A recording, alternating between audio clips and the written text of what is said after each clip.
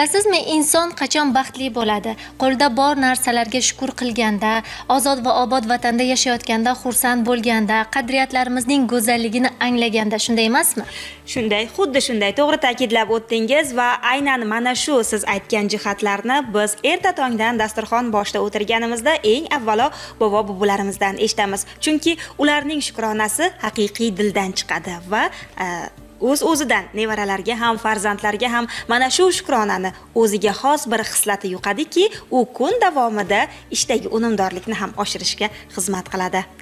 Dasturimiz shukronalikka yo'g'rilgan sahifa orqali davom ettiriladi. Assalomu alaykum, qadrli teletomoshabin. Biz ayni paytda G'ijduvon tumani Qorabog' mahalla fuqarolari yig'inidamiz. Bu yerda bo'lishimizning sababi bugungi kunda tumanda juda katta ulkan qurilishlar bo'lyapti va ushbu qurilishlar albatta kelajagimiz, kelajak avlod vakillari uchun yana bir muhim qadam, ular uchun yana bir yaxshi sharoit, yaxshi imkoniyat, imtiyoz degani va aynan mana shunday jarayonlarda albatta aholining kayfiyati juda ham baland. Biz zamondosh sahifamizning bugungi sonida aynan mana shu mahallada ko'p yillardan buyon istiqomat qilib kelayotgan 30 yillardan oshiq vaqt davomida maktabda yosh avlodga ta'lim tarbiya berib bugungi kunda nafaqa gashtini surib borayotgan otaxonimiz, demak Davlat Hoji ota O'rinovni suhbatga tortmoqchimiz. Assalomu alaykum otaxon. Bugun sizni mana shu yerda uchratganimizdan juda ham xursandmiz. To'g'risi, nuroniylarimiz har bir mahallani bir ziyosi, har bir mahallani fayzi, barakasi, xonadonlarimizni ham nuri ziyosi sanalishadi.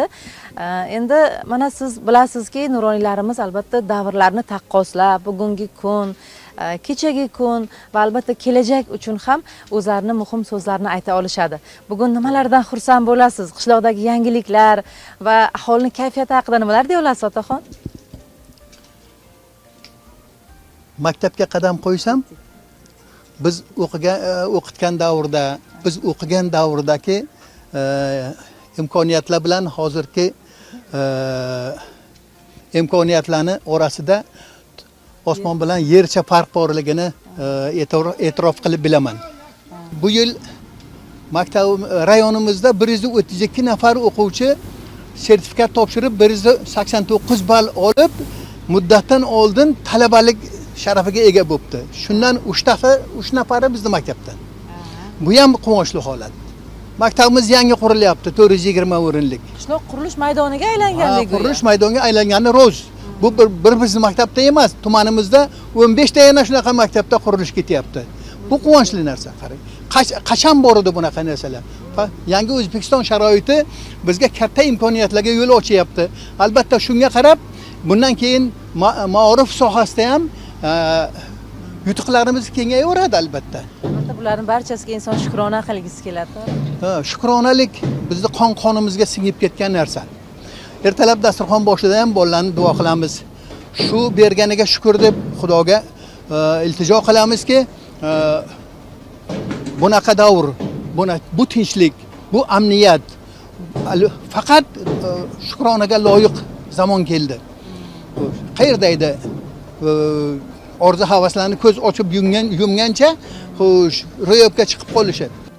Davlat Hoji aka, o'zi siz bilan suhbat boshidayoq kelayotganingizda o'zim sezdimda, qanaqadir shu inson juda ham yaxshi gapira olsalik kerak. Endi biz muxbirlar uchun albatta so'zamol insonlar kerak bo'ladi. Har bir insonning qalbidagi nuri albatta uni yuzidagi nuri bilan vobasta bo'lar ekanda. Bugun mana shunday bir ajoyib suhbat bilan barchamizni xursand qildingiz. O'ylaymanki, bizni tomosha qilayotgan mana shu tomoshabinlarimizga ham ma'zur bo'ldi. Va kelgusida ham mana shu yangiliklar bilan quvnab yuravering. Yoshingizga yosh qo'shilsin, salomatligingiz mustahkam bo'lsin. Rahmat. Men bitta narsa demoqchiman. Shu ertamiz bugungi kunimizdan samaraliroq bo'lsin. Xo'sh, xalqimizni bu amniyatiga, bu tinchligiga, farovonligiga yelib yugurayotgan rahbarlarimiz, bularning boshida muhtaram prezidentimiz sog' amon bo'lsinlar. O'zbekiston bizda jonajon vatanimiz.